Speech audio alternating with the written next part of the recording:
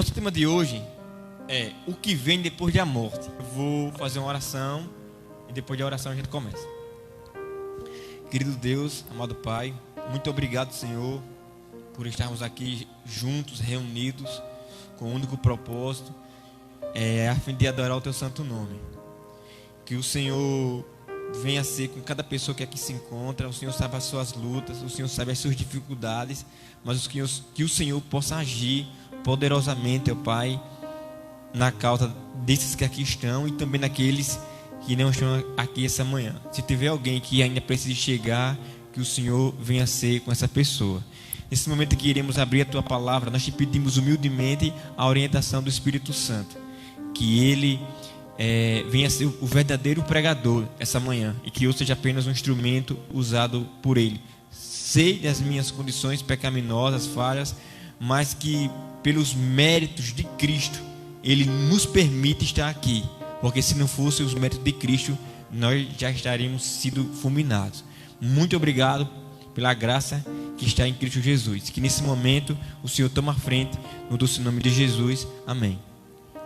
Bom, então, antes da gente iniciar aqui, eu vou pedir para que os meninos coloquem aqui um vídeo. É o vídeo inicial da chamadinha do livro, para vocês entenderem o tema. Como vimos, as poerentas tumbas do Egito estão revelando seus segredos. Ao estudá-las, os arqueólogos estão descobrindo mais detalhes sobre as crenças, costumes e práticas dos antigos egípcios. O que mais impressiona é perceber quantas dessas crenças têm influência sobre nossa compreensão da vida e da morte ainda hoje. Algumas dessas crenças afetam o pensamento de milhões de pessoas sem que elas nem saibam disso. Os mistérios das antigas pirâmides trazem lições para esta geração do século XXI que está em busca de resposta sobre o significado da vida e da morte. É bem notório que o ser humano por si só, ele não aceita a ideia da morte. Ele não aceita a ideia do fim, de que tudo termina ou de que tudo acaba. E ao longo dos séculos, as pessoas elas têm acreditado em formas de uma pós-vida, que a vida não termina. Se você começa a imaginar sobre isso e você vai lá para o início da história, lá em Gênesis, a primeira coisa que Satanás disse para Eva, qual foi? Que ela não iria morrer. E em cima desse texto, em cima dessas palavras, ele criou uma religião. Ele criou uma doutrina. E vocês acreditam que quando ele falou isso, ela acreditou na serpente? E se ela acreditou na serpente, ela duvidou de quem? De Deus. Ela disse, a serpente falou, né? O inimigo, na verdade, Satanás. Você não vai morrer. E o tempo vai passando e esse grito da serpente continua, esse eco continua forte no mundo, que você não morre, que o teu espírito, com a tua alma, o que for, é eterno. E o eco do jardim continua soando com o passar dos séculos. E muitos têm bebido dessa fonte falsa, dessa doutrina mentirosa. Eu separei um texto aqui do livro, eles vão colocar aqui na tela, que diz assim: os egípcios foram os primeiros a manter a crença de que a alma humana é imortal e que ao morrer o corpo entra em outra coisa vivente e volta a nascer. Após passar por todas as criaturas da terra, do mar, do ar, ela entra novamente no corpo humano por ocasião do nascimento, um ciclo que ela completa no espaço de 1000 anos. Então essa aqui é a tese doutrinária dos egípcios. Eles acreditavam que a morte não era o fim e que você iria passar em um círculo durante 1000 anos, e você iria reencarnar em várias espécies do planeta, até você voltar novamente a obter um corpo humano. Isso é uma crença de mais de 3.000 anos. Os gregos também acreditavam na imortalidade da alma, e foi por meio deles que a ideia foi propagada ao longo dos séculos, incorporando-se na cultura popular de nossos dias. Então, essa ideia, essa doutrina, que era algo exclusivo dos egípcios, quando essa ideia chegou na Grécia, ela não ficou apenas na Grécia, ela começou a ser espalhada. Então, essa cultura e essa ideia, essa crença, ganhou uma forma mais ampla, tipo assim, se espalhou através dos gregos. E se você pegar e fosse fazer uma entrevista de campo aqui, uma pesquisa, na verdade, de campo, você vai perceber que a grande maioria das pessoas acreditam nesse tipo de pensamento com relação à morte. Eu digo isso porque eu pensava assim. Eu acredito que você também pensava assim. O mundo está alicerçado nisso. A gente sabe que os livros, a gente vê nas músicas, a gente vê nos filmes, a gente vê nas novelas, a gente vê nas séries, enfim, nos desenhos, a gente vê em tudo. Essa é a ideia que soa ainda nesse mundo, um grito de Satanás no jardim, que a gente não morre. Eu gostaria que vocês abrissem aí a sua Bíblia em Gênesis capítulo 2, versículo 7. Bom, diz assim: e formou o Senhor Deus o homem do pó da terra, e soprou em suas narinas o fôlego da vida, e o homem foi feito alma vivente. Então nós temos dois elementos aqui que Deus usou na criação: o pó da terra, como muitos aqui já sabem, e o fôlego de vida. E quando Deus somou o pó da terra com o fôlego de vida, que é algo de Deus, o poder de Deus, nós obtemos a alma vivente. O que é a alma vivente? É um ser que existe, um ser que respira. Em outras palavras, a alma vivente aqui é o ser humano, é você, sou eu, somos nós. Nós somos almas viventes. Aqui em Salmos, capítulo 146, versículo 4, diz assim: sai o espírito, volta para a terra, naquele mesmo dia perecem os seus pensamentos. Esse é o processo que acontece quando nós deixamos de ser uma alma vivente. Quando nós deixamos de ser uma alma vivente, o que é que nós nos tornamos? Pó. Alguém que não está vivo, mas que está o quê? Morto.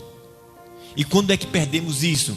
Nós perdemos a vida quando o fôlego de vida que Deus colocou nos seres vivos, todos os seres vivos possuem o fôlego de vida, que é algo que só pertence a quem? A Deus. E quando esse fôlego de vida é tirado, seja de um animal ou de um ser humano, nós voltamos a se tornar pó. Tem um exemplo, tem um vídeo aqui que os meninos vão colocar aqui agora, que é uma forma bem dinâmica da gente compreender. Uma lâmpada é feita de vidro e metal. Esses elementos fazem dela uma lâmpada, mas ainda não é luz. Para se tornar luz, a energia elétrica que vem da usina tem de percorrer os filamentos e fazer com que brilhem. Por si mesma, a eletricidade não é luz. O metal e o vidro sozinhos não são luz. Somente quando ambos estão presentes é que se pode chamá-los de luz. Irmãos, quem já ouviu aquela expressão em algum lugar na vida que alguém falou: eu tenho luz própria? Quem já ouviu isso aqui? Muitas pessoas já ouviram, né? Irmãos, agora sejam sinceros. Quem tem luz própria? Somente Deus tem luz própria. Nós somos igual a uma lâmpada. Nós dependemos de Deus. Como a lâmpada precisa de eletricidade para que nela haja luz, nós precisamos de Deus para que em mim haja o quê? Vida. Por isso que Jesus disse: eu sou o pão da vida. Em outras palavras, Jesus estava nos mostrando que só nele, só no conceito dele, só no padrão de vida de Cristo é que existe vida para mim, para você e para todos nós. Somente em Cristo, na maneira como ele conduziu a sua vida, o seu ministério terrestre, na maneira como ele se comportou aqui na terra, do jeito que ele guiou os seus discípulos e aqueles que estavam com ele, é daquele jeito que existe vida em nós. Somente Jesus pode nos oferecer o quê? Vida, e vida em abundância. Irmãos, olha que interessante o alerta deixado por Jesus há 2000 anos, sabendo de que Satanás iria continuar usando essa doutrina, assim como ele usou no jardim. Jesus também sabia que Satanás continuaria levando essa doutrina contaminada, falsa, para as pessoas, porque se deu certo no jardim, imagina agora, quando nós não aceitamos a ideia da morte. Mas olha o que Jesus disse em Mateus capítulo 24, versículo 4. Olha o que ele falou. Olha o alerta de Cristo para o seu povo, principalmente para nós, que estamos vivendo justamente no tempo do fim. Olha lá que diz: vede que ninguém vos engane. Então o alerta de Jesus é: meus filhos, meus amados,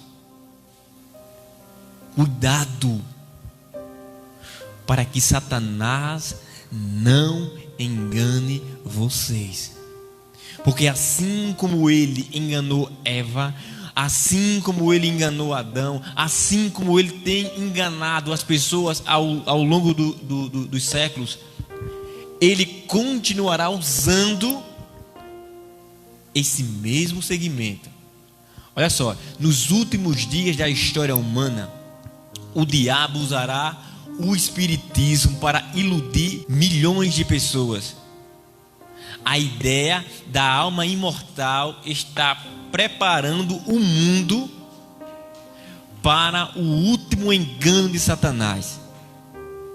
O espiritismo será, olha que coisa forte isso aqui, o espiritismo será avassalador no tempo do fim. Irmãos, a gente às vezes ligamos nossos aparelhos de TV, ou até mesmo o celular, e sempre tem alguém falando de algo que acontece, principalmente ligado à questão do espiritismo. Mas vocês não têm ideia do que o inimigo irá fazer nesses dias que nós estamos vivendo. Não é em um outro dia, não é em um outro tempo. Este é o tempo do fim. Nós estamos caminhando para o grande engano de Satanás. E se a igreja não estiver atenta para o que ele tem preparado, o que nós vamos fazer? Nós vamos acreditar, nós iremos aceitar essas ideias diabólicas. Tem um texto de Ellen White que os meninos vão colocar aqui, que eu gostaria de compartilhar com vocês. Está lá no livro do Grande Conflito, página 221, diz assim: espíritos maus que foram criados sem pecado tinham a mesma natureza, poder e glória que os anjos santos, que hoje são os mensageiros de Deus, mas desde o momento em que pecaram, estão unidos para desonrar a Deus e destruir quem? Os seres humanos. Unidos a Satanás na rebelião, atuam com ele na luta contra a autoridade, existência desses, autoridade divina. Vou ler de novo. Unidos a Satanás na rebelião, atuam com ele na luta contra a autoridade divina. A história do Antigo Testamento menciona os espíritos maus, ou melhor, mencionam a existência desses seres.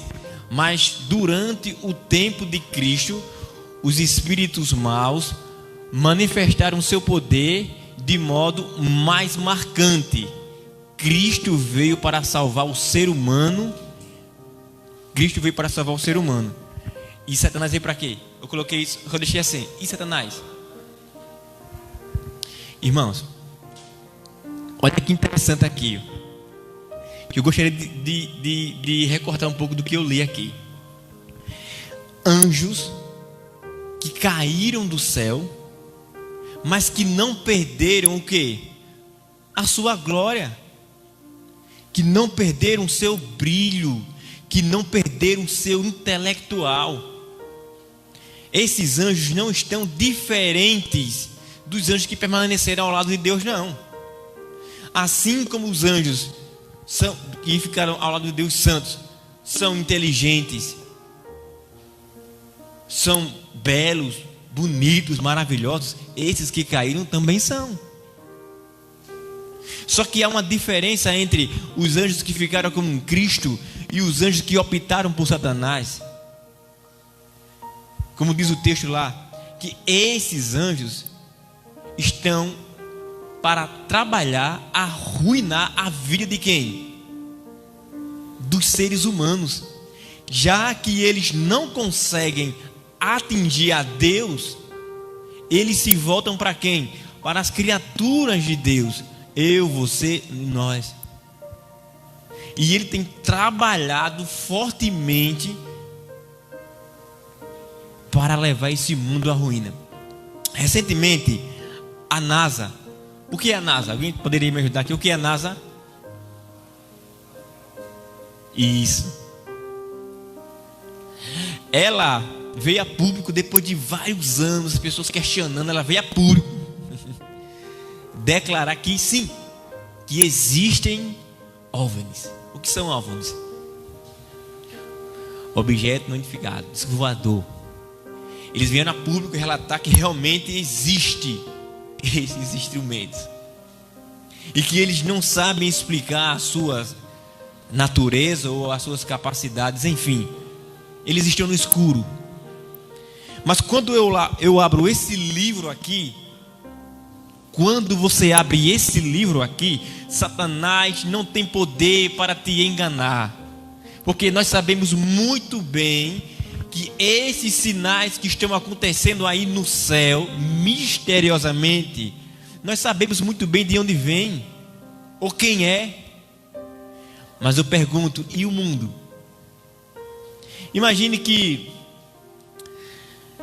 na cidade de Nova York, precisamente 11 horas de Brasília aqui e 19 minutos, uma nave pousasse e um ser iluminado saísse de dentro da nave e começasse a falar para o mundo que ele é um ser evoluído espiritualmente e que veio para esse mundo trazer luz e conhecimento. Quando você não tem essa base aqui, qual é a tendência? Eu gostaria de ouvir de vocês a resposta. Pois, vocês se preparem, porque nós estamos caminhando para algo maior do que isso. E se a gente não estiver alicerçado, foi o que Jesus disse? vede que ninguém vos engane.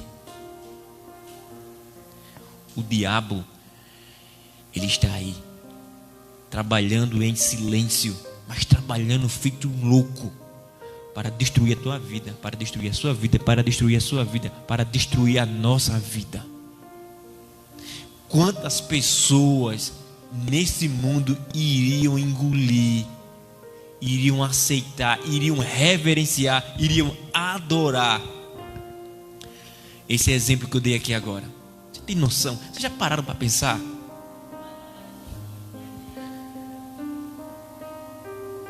Satanás tem poder para se personificar em qualquer ser, em qualquer criatura, em qualquer ser vivo. Você consegue imaginar o que ele tem preparado para dizer ao mundo? E tudo está de acordo com as profecias que Jesus deixou no capítulo 24 de Mateus. Estudem mais, para que a gente não venha ser o quê? Enganados, tapeados, iludidos. Irmãos, é uma passagem que muitas pessoas usam para insistirem de que quando você morre, você sobe. 23, Lucas 23, 42 e 43. Olha o que o ladrão falou na cruz. E acrescentou: Jesus, lembra-te de mim quando vieres no teu reino. Olha como ele falou aqui, ó. Jesus respondeu: em verdade te digo que hoje estarás comigo. Irmãos, eu não sei se alguém assistiu recentemente o professor Rodrigo Silva, pastor Rodrigo Silva. É tanto argumento que a gente não pode nem, né? É tanta coisa. E ele fez, foi filosofia numa da faculdade católica lá em São Paulo. E o seu TCC foi justamente sobre isso aqui, ó. O TCC dele foi baseado nisso aqui, ó. Jesus lhe respondeu: em verdade te digo que hoje estarás comigo na onde? No paraíso. Volta para o slide aí, por favor. E olha a conclusão. Olha que interessante. Note agora como fica se puséssemos 2 pontos da palavra hoje, ou na palavra hoje. Aí ficaria assim, ó: em verdade te digo, hoje estarás comigo na onde? Em outras palavras, hoje, neste dia em que estou pendurado na cruz, neste dia em que tenho os cravos em minhas mãos, é neste dia que estou fazendo a declaração: tu estarás comigo na onde? No paraíso. Então é como se a gente pensando, ó, eu estou aqui na cruz, hoje pendurado aqui. Hoje eu estou dizendo para você hoje que você estará comigo na onde? No paraíso. E ele conseguiu provar através do seu TCC, e eles concordaram com isso, de que a pessoa que traduziu a palavra de Deus, e você sabe que o processo de tradução ele é extenso, a gente poderia ficar até um dia pregando aqui só sobre isso. A pessoa que traduziu, vocês acreditam, irmão, que um ser humano ao escrever ele erra? Gente, eu estou lendo aqui, errando aqui, eu pulei um texto aqui, parecendo um ceguinho. Então a pessoa, quando traduziu, esse cidadão, ou essa, acho que cidadão que na época, né, vocês me desculpem, mas é a verdade. A pessoa que traduziu esse texto aí, ó, ela errou. Por quê, irmãos? Em nenhum lugar da Bíblia você vai ver Deus dando apoio à vida após a morte. Em nenhum lugar na Bíblia. Porque se fosse assim, Deus era um mentiroso. Porque Deus disse para Eva e disse para o seu esposo Adão que se eles comessem aquela fruta lá proibida que não deveriam comer, eles morreriam. E o que isso significa? Significa que morrer é morrer mesmo. Vocês estão me entendendo? Oh, Deus é um grande mentiroso e Satanás está certo, porque o diabo disse: você não vai morrer. Aí eu pergunto aqui a vocês. Esses dias eu estava ali no quintal de casa, e às vezes eu desço e fico ali, porque é um ar melhor de respirar. E quando eu olhei, eu vi que uma árvore que fica perto do riacho ali, do terreno do nosso amigo Noel, uma árvore bonita, o vento, ó, derrubou ela. E eu fiquei olhando e me senti triste, porque se a árvore tombou, o que vai acontecer com ela? E ela está secando, a bichinha, não tem mais folha, tá só.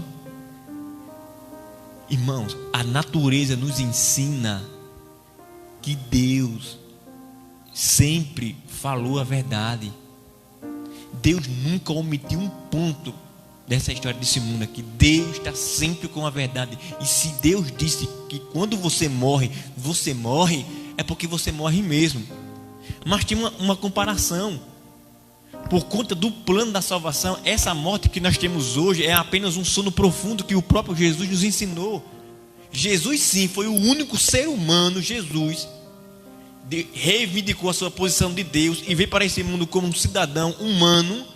Jesus foi a única pessoa humana que sofreu verdadeiramente a morte eterna. Quando Jesus morreu naquela sexta-feira, por mais ou menos 3 horas da tarde, quando Jesus morreu naquele dia ali, Jesus morreu eternamente. Deus não sentia mais a existência de quem? De Cristo, porque Jesus havia morrido a morte eterna. Jesus ficou aflito, porque ele não sentia mais a presença do Pai. Você consegue entender que quando Jesus morreu, Deus não sentia mais a presença de Jesus? Porque Jesus havia morrido eternamente. Eu não sei se Deus chora, Deus, o Pai, mas naquele dia, o vazio ou a dor que ficou no coração de Deus, só Ele para explicar na eternidade. E eu gostaria de ouvir da boca dele a dor que ele sentiu quando ele não sentiu mais a presença de Jesus, porque Jesus morreu eternamente. Sabe por que ele morreu eternamente? Para que eu e você tivéssemos uma segunda chance de não passar a morte que ele passou. Continuando aqui, pula aí. Abram aí João 11, versículo 11. 11. Diz assim: assim falou, e depois disso disse-lhes: Lázaro, o nosso amigo dorme, mas vou para despertá-lo do sono. 23. Disse-lhe Jesus: teu irmão há de ressuscitar. Versículo 24. Disse-lhe Marta: eu sei que há de ressuscitar. Na onde? Na ressurreição, da onde? Do último dia. Irmãos, por que foi que Marta falou isso? Tem uma parte do livro que é bem interessante, que fala bem assim, justamente sobre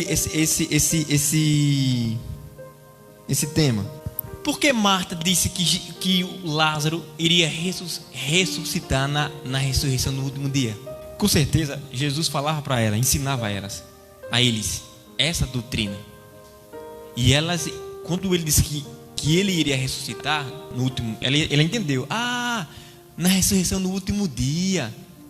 Foi o que Jesus disse. Porque ela não disse assim: mas Senhor, ele está lá por nós, chame ele para cá. Ele não está lá em cima? Mas ele está lá mais o Pai, mais o Espírito Santo, mais os anjos, está mais Moisés. Mas ela não disse isso. Ela disse: ele vai ressuscitar na onde? No último dia. Interessante. Ela não usou esse argumento. Não usou. Aqui, Senhor, eu sei que agora, tipo assim, ela não disse isso, Ela não disse: Senhor, eu sei que agora ele realmente está lá em cima, nos vendo. Ela não disse isso. Ela disse isso? Ele está lá em cima, nos vendo. Não. Olha para que ela disse. eu sei que ele há de ressurgir na ressurreição do último dia. Aí eu gostaria de separar 3 pontos aqui. 3. Primeiro ponto. Tá lá. Jesus comparou a morte com o sono. Sim ou não? Nosso amigo Lázaro dorme. Não é você não. Nosso amigo Lázaro dorme. Então Jesus comparou aqui a morte que nós passamos aqui é um sono profundo. Beleza. Segundo ponto. Note que Jesus não disse: teu irmão está na onde? Lá no céu. Ele não disse isso. Disse isso? Não disse. E o terceiro ponto. E Marta não respondeu: sim, Senhor, eu sei que ele está lá em cima nos vendo. Não foi assim que ela disse. Porque se isso fosse verdade, o maior exemplo está aqui. Versículo 43. Essa passar, o próximo. Versículo 43. Olha o que diz. E tendo dito isto, clamou com grande voz. O que é clamar com grande voz? Ele gritou: Lázaro, sai para fora. Lázaro, sai daí, meu filho. Seu lugar não é aí não. Jesus não disse: Lázaro, vem para aqui para baixo, meu filho. Tá lá em cima, tá fazendo o que aí? Aí tá bom, mas é melhor aqui. Não foi assim que Jesus disse. Foi que Jesus disse: Welton, tu passa o próximo. Jesus disse: Lázaro, venha. Ele não disse: Lázaro, desce, venha. Simples, muito simples. Nós não podemos o quê? Nos deixar enganar. Eu sei que esse assunto, quando você vai falar no estudo bíblico, às vezes é um pouco delicado, porque tem pessoas que têm essa crença. Tem pessoas que quando chega o dia, é o dia 2, né? Dia 2 de finados, as pessoas vão lá fazer aquela reverência, né, comprar vela e tudo. A gente respeita aquela situação, mas de acordo com a Bíblia, nada a ver. Tá, como diz meu avô gostaria de estar queimando dinheiro. Ele dizia isso. Irmãos, o diabo, ele é muito astuto. Ele sabe que no coração do homem Deus plantou o que? A eternidade. Nós não nos conformamos com a morte. Quem se conforma com a morte aqui? Ninguém. Se a gente conformasse com a morte, quando uma pessoa morresse, a gente não chorava, não berrava, não adoecia. Morreu, que coisa boa, morreu, tá vendo aí? Amor, não é assim.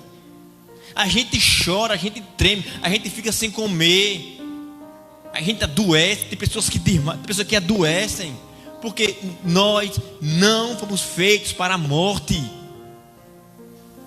E sabendo disso, ele tem explorado esse segmento até hoje, e colocando na cabeça das pessoas que o inteligente não é a Bíblia. O inteligente é aquele que vai estudar os livros de Sócrates, de Platão, ou enfim, dessas pessoas aí, que fazem da vida um momento, é tudo ou nada. Não foi assim que Jesus nos ensinou. Jesus nos ensinou que existe vida sim, vida em abundância sim, nele. Somente em quem? Nele. E em Jesus a esperança que Marta tinha da ressurreição, e é essa esperança que Jesus quer colocar no seu e no meu coração todos os dias. Passa mais um. Olha só que interessante. Jesus triunfou sobre a morte. A morte não é o fim. A morte não é um fato definitivo. Jesus ressuscitou Lázaro, e pode ressuscitar o seu esposo, sua esposa. Ele pode ressuscitar seu bebê, que você tanto deseja ter em seus braços. Outra vez, ele pode trazer à vida seu filho e sua filha. Jesus prometeu que ele vai devolver a vida daqueles que nele esperam, que nele aguardam. Se você está chorando hoje porque talvez uma pessoa que você ama muito ou amasse, porque ela não está mais no meio dos vivos, existe uma promessa que não é do homem, mas é de Jesus, de devolver aquela vida novamente à existência. Tem pessoas aqui que talvez chorou um luto, o luto de perder um filho, mas que em Jesus o seu luto vai se transformar em alegria, porque Jesus prometeu que vai devolver a todas as mães da terra que nele confiaram os seus filhos em seus braços.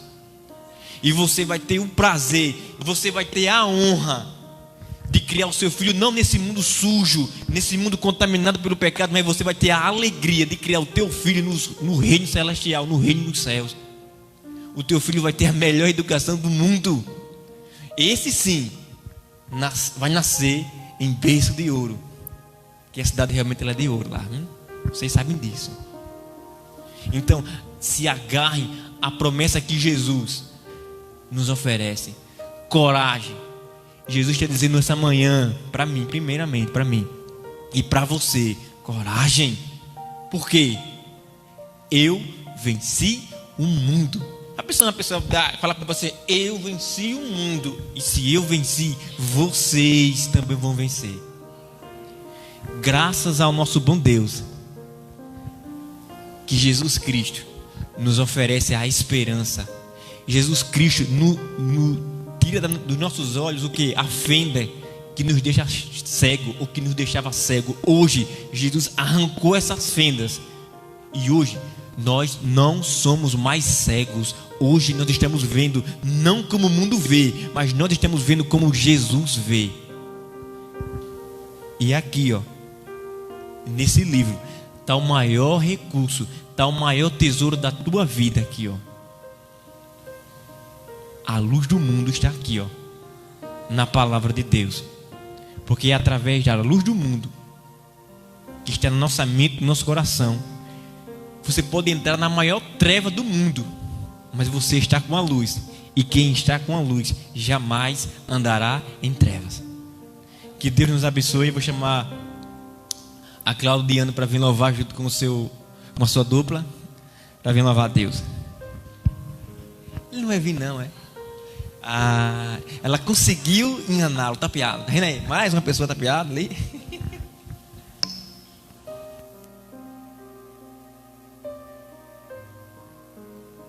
Vocês querem ver uma criança quieta e feliz? Dê um celular a ele.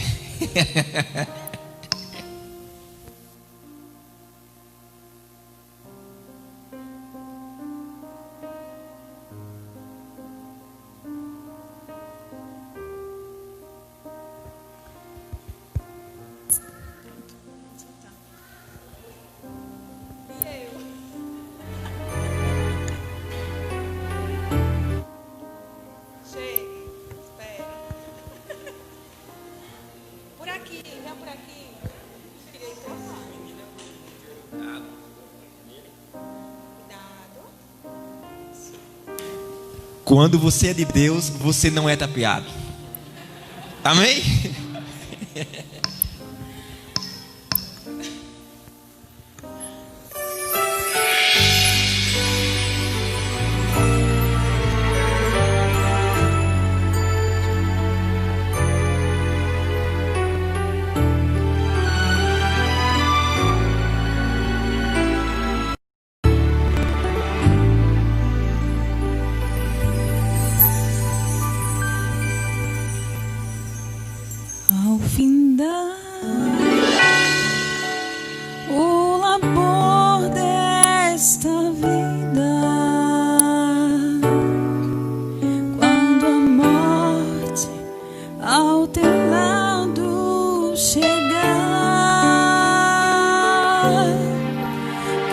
Escolha que não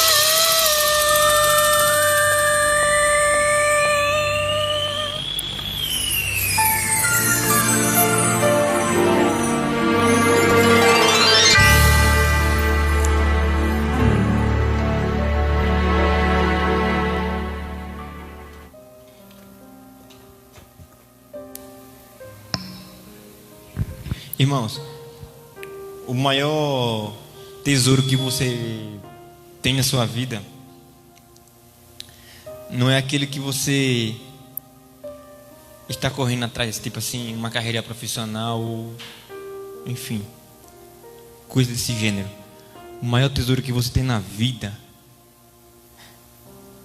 é conhecer a Jesus e a sua palavra. Porque todos os recursos, todos os tesouros que você conquistar, levantar, erguer patrimônio nessa terra, você não vai levar nada quando você morrer.